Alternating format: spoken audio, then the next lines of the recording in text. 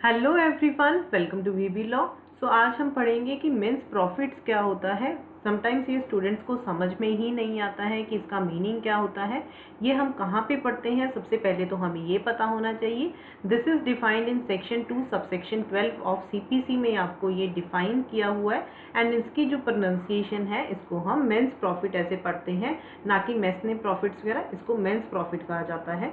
So I will try to explain it in a very easy language ताकि आप लोगों को समझ में आ जाए।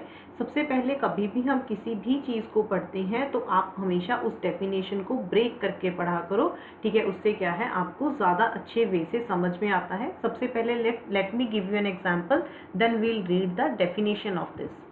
सो सी, ठीक है, ये घर है, ठीक है। ये घर किसका है? ये इस पर्सन का है जो कि साइड में खड़ा है। This house belongs to him. But यहाँ पे किसी और ने आके, ठीक है, ट्रेस पास कर लिया है। सपोज ये टेनेंट था, ठीक है, दिस इज द टेनेंट, ये लैंडलॉर्ड है। टेनेंट ने क्या किया कि घर पे कब्जा ही कर लिया उसने, ठीक है, घर का उसने पोजेशन अपने हाथ में ले लिया। लैंडलॉर्ड को बोला कि अब ये मेरा यहाँ पे कब्जा है। और उसने क्या किया कि टेनेंट ने सब टेनेंट रख लिया घर में, जिसको उसने ऊपर वाला पोर्शन जो है उसने रेंट पे दे दिया। अब टेनेंट ने घर में, पहले तो क्या था, जो टेनेंट था वो लैंडलॉर्ड को, ठीक है, पैसे दे रहा था जो भी रेंट से आ रहे थे। तो प्रॉफिट किसको हो रहा था? वो लैंडलॉर्ड को हो रहा था, ऑब्वियसली वो उसका घर था। बट अब टेनेंट ने घर पे कब्जा कर लिया। कब्जा कैसे किया उसने? Wrongful possession. कैसे किया उसने कब्जा? उसने रॉन्गफुली पोजेशन ले लिया प्रॉपर्टी का, ठीक है। सबसे पहली चीज़ तो क्या है मेंस प्रॉफिट के लिए? रॉन्गफुल पोजेशन होना चाहिए। अब उसने आगे सब टेनेंट रख लिया। सब टेनेंट रख लिया तो अब वो पैसे जो सब टेनेंट है वो टेनेंट को दे रहा है, तो इससे क्या है, उसको प्रॉफिट हो रहा है, ठीक है। अब जो टेनेंट है उसको प्रॉफिट हो रहा है। अब जो उसको प्रॉफिट हो रहा है, जो भी उसको पैसे आ रहे हैं उस पर उसको इंटरेस्ट भी मिल रहा है। टुगेदर विथ मेंस प्रॉफिट को हम कैसे पढ़ते हैं कि उसके ऊपर जो भी उसको इंटरेस्ट मिल रहा है उसको भी हम मेंस प्रॉफिट में काउंट करते हैं। टुगेदर विथ इंटरेस्ट, जो उसको रॉन्गफुल पोजेशन, एक तो उसको प्रॉफिट मिल रहा है जो पैसे आ रहे हैं, ऊपर से जो पैसे पे इंटरेस्ट है उसको भी हम मेंस प्रॉफिट में काउंट करते हैं। सो मेंस प्रॉफिट की डेफिनेशन क्या होगी अगर हम पढ़ें? मेंस प्रॉफिट आपको क्या कहता है? It means those profits which the person in wrongful possession of such property. जैसे मैंने आपको एग्जाम्पल दी, उसने क्या किया, प्रॉपर्टी का रॉन्गफुल पोजेशन लिया जिससे कि उसको प्रॉफिट हुआ, एक्चुअली रिसीव्ड, ठीक है। अभी इसको छोड़ दो, बाकी मैं आपको बाद में बताऊंगी। टुगेदर विद इंटरेस्ट, ठीक है, उसको ऊपर से उस पर इंटरेस्ट मिला। बट ये क्या इंक्लूड नहीं करेगा? अब हम इसकी बात करते हैं, क्या इंक्लूड नहीं करेगा। सपोज ये वही घर है, ठीक है, दिस इज द टेनेंट, ये लैंडलॉर्ड है। अब सपोज यहाँ पे क्या किया उसने, अलग से एक बिल्डिंग, यहाँ पे उसने एक अलग से, ठीक है, इसकी इम्प्रूवमेंट कर दी। कोई न, साथ में उसने घर बना दिया, कोई इम्प्रूवमेंट कर दी, या फिर वो यहाँ पे खेती कर रहा था तो इसने एक वेल बनवा दिया। So it shall not include, वो क्या नहीं इंक्लूड करेगा? जो कि उस प्रॉपर्टी में उसने इम्प्रूवमेंट्स की हैं, जो उस चीज़ से उसको प्रॉफिट आया है वो चीज़ इसमें इंक्लूड नहीं होगी। बट जो लैंडलॉर्ड का पहले जो घर था जिससे वो प्रॉफिट ले रहा था, जिसमें उसने सब टेनेंट रखा हुआ था, उस चीज़ से जो प्रॉफिट हो रहा था वो चीज़ इंक्लूड करेगा। क्या नहीं इंक्लूड करेगा? It shall not include the shall not include the profits. कौन से प्रॉफिट्स? जो कि ड्यू टू इम्प्रूवमेंट्स जो उसने की हैं रॉन्गफुल पोजेशन के ऊपर, जो उस चीज़ से उसको आ रही है वो ये चीज़ इंक्लूड नहीं करेगा। सो क्या क्या है मेंस प्रॉफिट में, क्या इंक्लूड करेगा? सबसे पहले हमने देखा रॉन्गफुल पोजेशन होना चाहिए प्रॉपर्टी का, उस प्रॉपर्टी से कोई प्रॉफिट गेन हो रहा है प्लस इंटरेस्ट हो रहा है उस प्रॉपर्टी से, उसको हम मेंस प्रॉफिट में काउंट करते हैं। क्या नहीं इंक्लूड करेगा? ये वो प्रॉफिट्स इंक्लूड नहीं करेगा जो कि जो पर्सन है जिसने रॉन्गफुल पोजेशन किया है प्रॉपर्टी का, उस पर उसने कुछ इंप्रूवमेंट्स की हैं, उससे उसको कुछ प्रॉफिट आ रहा है, वो चीज़ मेंस प्रॉफिट में इंक्लूड नहीं की जाएगी, जो कि आपके सेक्शन 2 सबसेक्शन 12 में प्रोवाइड की गई है। नाउ द क्वेश्चन अराइजेज, अब क्वेश्चन ये अराइज होता है कि जो ये लैंडलॉर्ड है, अब इसने केस फाइल कर दिया, ठीक है, पोजेशन ऑफ प्रॉपर्टी का लेने के लिए, टाइटल एंड पोजेशन के लिए, और साथ में उसने मीन्स प्रॉफिट के लिए फाइल कर दिया कि मैंने इस प्रॉपर्टी में, ठीक है, ये मेरी प्रॉपर्टी थी, इससे मुझे गेन हो सकता था, बट उसकी वजह से, उसके रॉन्गफुल पोजेशन की वजह से मैं गेन नहीं कर पाया। तो कोर्ट इसको असेस कैसे करेगी? तो जब भी कोर्ट मीन्स प्रॉफिट को असेस करती है तो कोर्ट क्या मतलब वो क्या अकाउंट में लेती है, क्या देखती है कोर्ट कि डिफेंडेंट ने उस प्रॉपर्टी से क्या गेन किया है या फिर उस प्रॉपर्टी से क्या गेन हो सकता था जो कि उसने wrongful possession of the property, ठीक है, जो उसने ली, and not what the plaintiff. वो ये नहीं देखेगा कि प्लेंटिफ ने क्या लॉस्ट किया है, बट क्या देखेगा कि प्लेंटिफ ने, डिफेंडेंट ने क्या गेन किया है उस प्रॉपर्टी से या फिर डिफेंडेंट को क्या गेन हो सकता था उस प्रॉपर्टी से।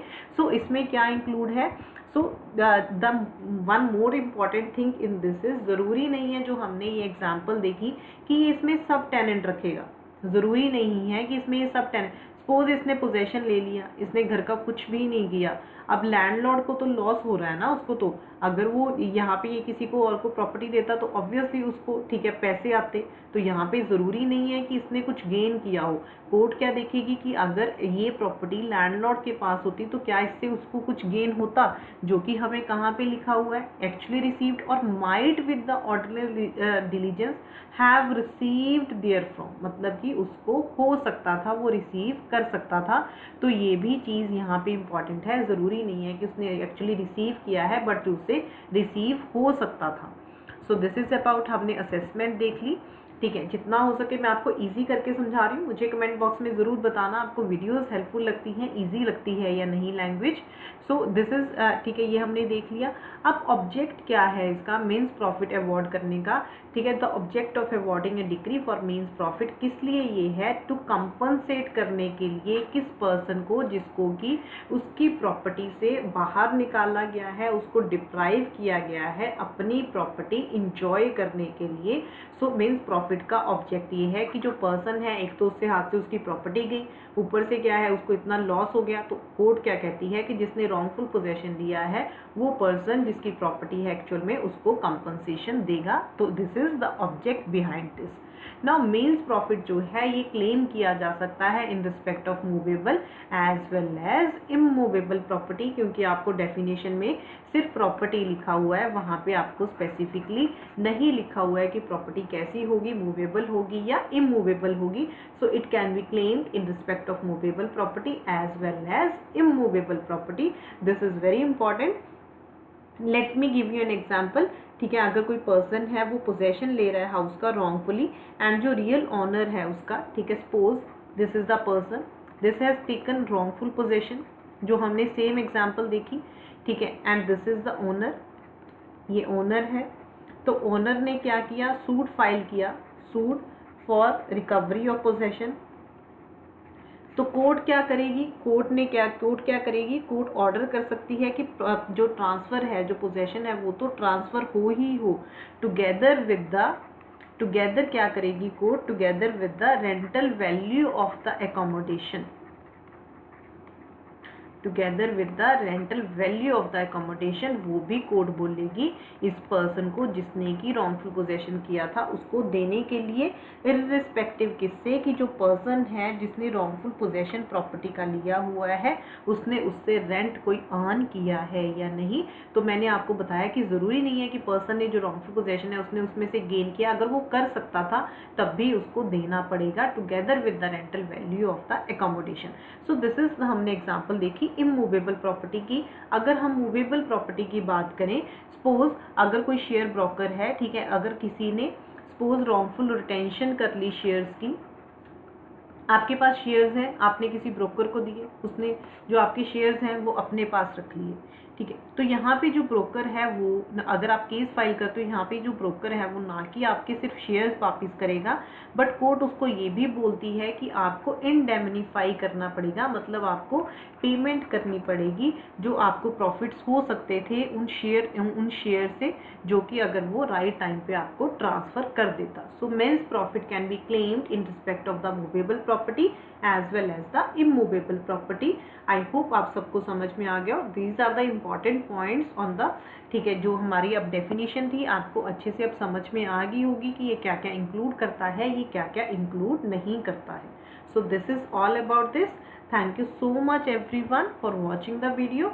Do subscribe the channel, like and share. ठीक है, जितना हो सके इसको लाइक, ठीक है, शेयर करो वीडियो को, ताकि ज़्यादा से ज़्यादा स्टूडेंट्स इसका बेनिफिट ले सकें. Thank you so much. Do tell me in the comment box आपको वीडियो कैसा लगा. Take care.